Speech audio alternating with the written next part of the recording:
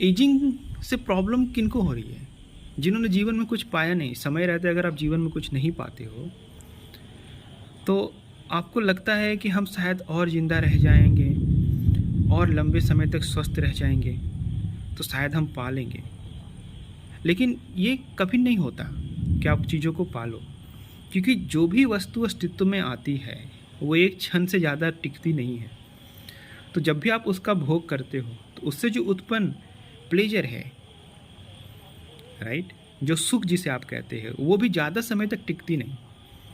जब वस्तुएं ही क्षणिक हैं तो उससे उत्पन्न जो सुख है वो भी तो क्षणिक होगा। ये तो सारा प्रॉब्लम है।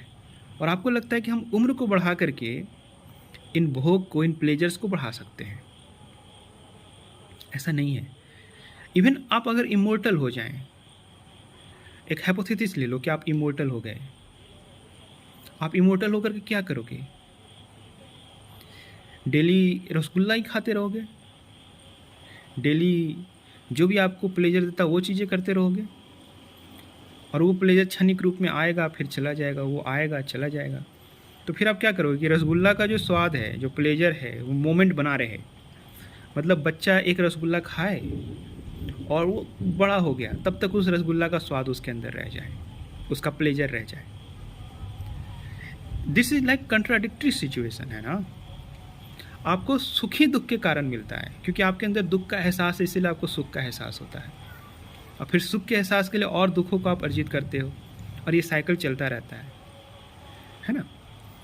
आपको तो निकलना है इस सुख दुख के जो भ्रामक संसार है, जो भ्रामक अस्तित्व है, उससे निकलना है आपको। निकलने का मतलब ये नहीं कोई गली निकल गए, ये सब भाषाओं को उतना गंभीरता से नहीं लेना है।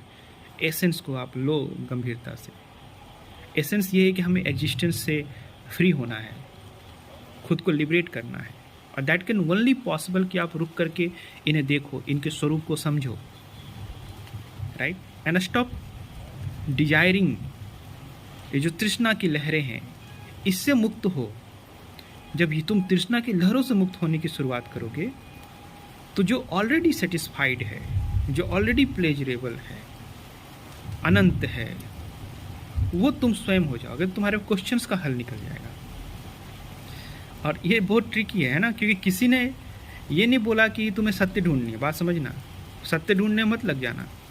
योग दर्शन क्या कहता है? चित्त वृत्ति निरोध है, चित्त की वृत्तियों का निरोध करना है उसे। बौद्ध दर्शन क्या कहता है? दुखों से मुक्ति चाहिए, है ना। किसी ने ये नहीं कहा कि अल्टीमेट ट्रूथ तुम्हें ढूंढनी है। You do not have to search that, right. और तुम वो सर्च करोगे तो कभी आंसर नहीं मिलना है।